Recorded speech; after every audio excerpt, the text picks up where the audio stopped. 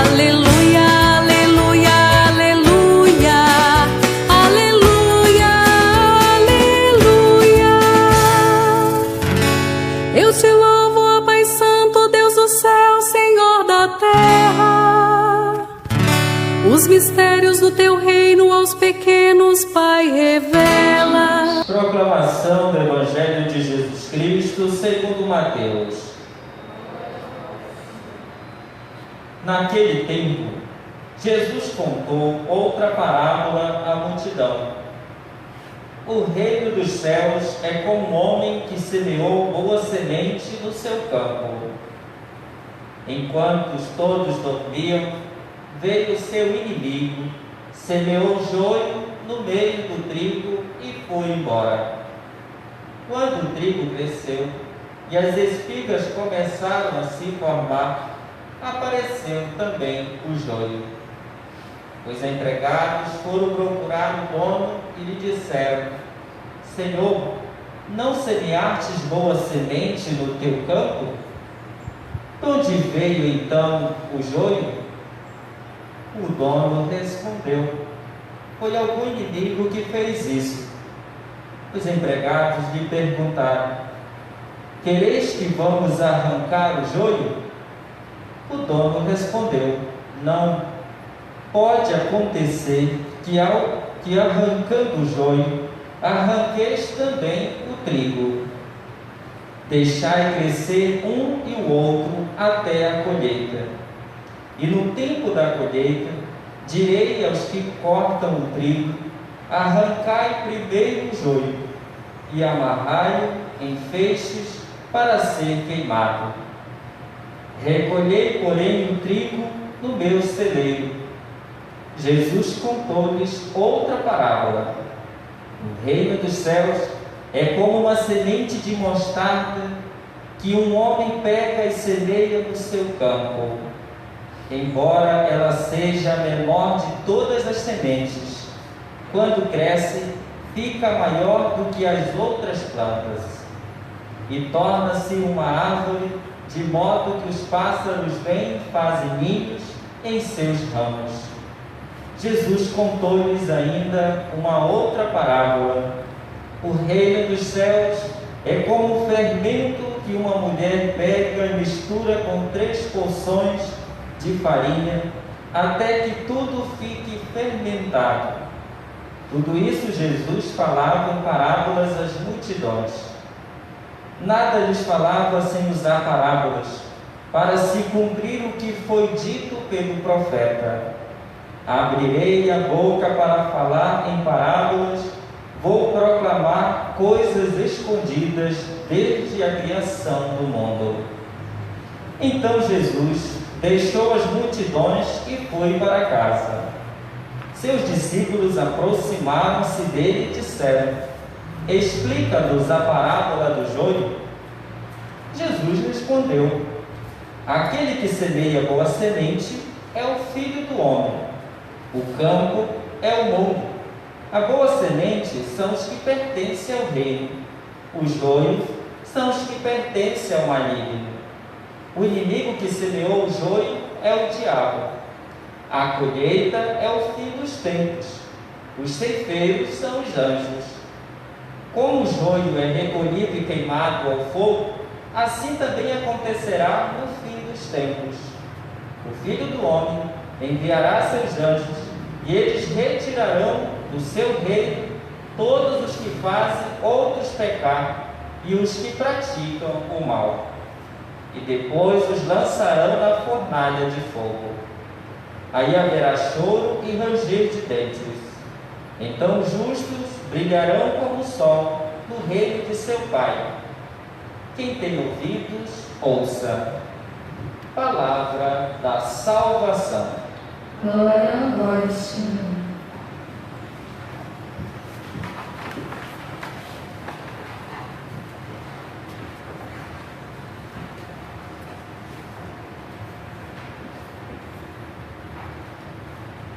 Pedindo a força do Espírito Santo que nos ajude a compreender aquilo que a palavra, que esta liturgia nos ajuda a rezar e a vivenciar iniciar no dia de hoje, pedindo ao Espírito Santo que seja o nosso socorro em nossas fraquezas e penetre no íntimo dos nossos corações e sempre nos dá paciência e fortaleza. Por isso, neste tempo que estamos retomando gradativamente a nossa presença nas nossas comunidades, celebrando o mistério de Cristo, isso nos alegra muito de poder ter essa presença aqui.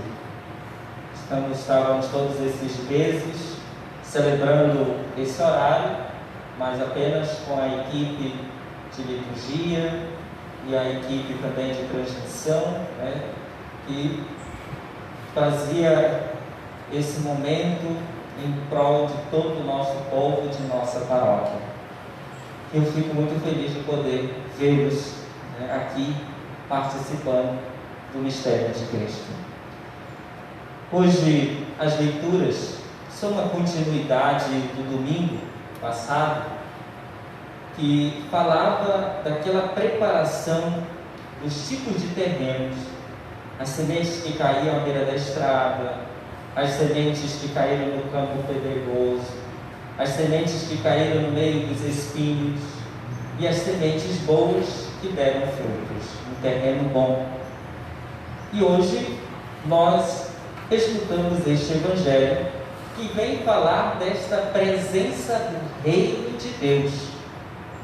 Também vai fazer uma comparação com uma das parábolas sobre a semente, dois tipos de semente que são lançados: a semente do trigo, que chama-se a semente boa, né?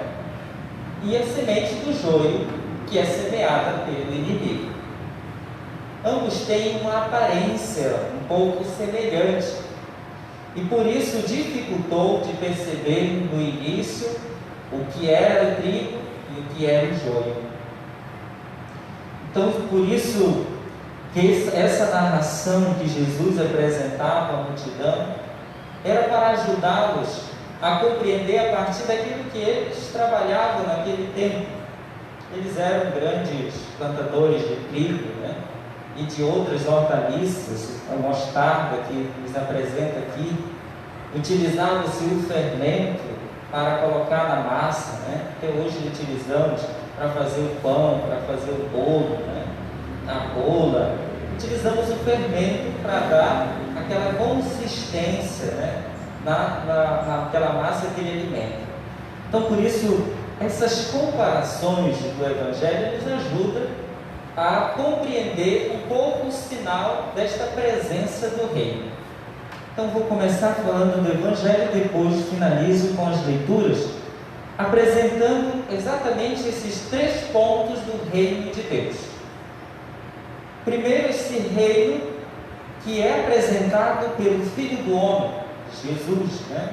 Que é esse que vem de junto de Deus, é aquele que vem para semear a boa semente, semear a palavra de Deus, fazer esse anúncio da boa nova, desse caminho para o reino de Deus. O inimigo são todos aqueles que são contrários. A gente relembra aqui a tentação, né? Que o diabo foi e tentou Jesus por 3 vezes, em situações diferentes, para tentar fazer Jesus perder a direção da sua missão. Mas ele superou tudo isso. Muitas tentativas dos espíritos maus tentavam desviar o caminho daquelas pessoas para não deixar-se conduzir verdadeiramente pelo ensinamento de Jesus. Então, por isso, essa presença do reino dos céus, como vem nos lançar isso, né? O reino do céu é como? Aí ele vai fazendo as comparações que nos facilita perceber essa presença. Não é de uma forma visível essa presença do reino, física, mas os sinais do reino são encontrados. Aqui vai nos ligar o Evangelho com a primeira leitura. Quais são esses sinais do reino que nós podemos perceber na Sagrada Escritura. A ação de Deus diante da justiça, da misericórdia, da bondade, da clemência, do perdão, da paciência. São gestos estes que vão nos indicar um caminho para o reino dos céus. Sinais da boa semente, frutos dessa semente que produz. Quais são esses frutos de uma semente plantada pelo inimigo, o joio, no meio de nós? São o rancor, raiva, os distanciamentos, a violência, as injustiças, a corrupção.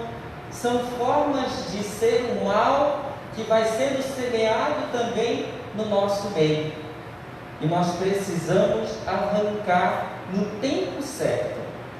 Por isso que nós temos o período de conversão, mudança de vida, é o período que nós vamos esperar que se cresçam os dois e nós possamos conhecer o caminho do reino, o caminho do mal, para poder escolhermos o caminho de ir para o céu, o caminho do bem, sempre nos deixarmos libertar de todo um coração cheio de maldade. Então, por isso, ao perceber os sinais desse reino, não de uma forma visível aos nossos olhos, mas a partir de dentro, isso aqui, São Paulo nos escreve na carta aos Romanos, exatamente esse suscitar de dentro. O Espírito Santo, socorro de nossa fraqueza, penetra no íntimo do nosso coração e dá-nos paciência, para que nós possamos agir segundo as forças do Espírito Santo. Aqui que vem ser a beleza da nossa vida cristã. No domingo passado, a segunda leitura falava exatamente que a criação geme em dores de partos. Hoje, esse Espírito faz um gemido inefável, ou seja, de intercessão junto a Deus, trazendo para nós um conforto para o nosso coração, para a nossa vida cristã, se deixar conduzir cada dia mais pela ação do Espírito Santo. Somente assim nós vamos conseguir abrir cada dia mais o nosso coração para a acolhida, para o perdão, para a misericórdia. Só um coração conduzido pelo Espírito Santo vai se deixar preencher exatamente por essas forças. Então, por isso que a primeira leitura também vai nos indicar exatamente esses pontos, que nos vem trazer um anseio que supera até um ditado popular que nós, às vezes, se escondemos atrás dele para justificar os nossos erros. São duas coisas, um no âmbito cristão, outro no âmbito mais humano, que nós nos escondemos. Que diz o que? Errar é humano. Outro, eu fiz isso porque sou pecador. É ligado os dois, um no âmbito mais civil, outro no âmbito mais religioso. Mas vamos entender isso a partir daquilo que nos ensina o livro da sabedoria. Ensinar-te a teu povo que o justo deve ser humano. Nós fomos criados não a partir do mal, mas nós fomos criados a partir do bem, perfeito. Tinha uma convivência junto de Deus, buscando viver a sua perfeição. No entanto, que cada dia da criação, no primeiro capítulo do Gênesis, vai falar o quê? Tudo era muito bom. Primeiro dia, segundo e assim os demais dias da criação.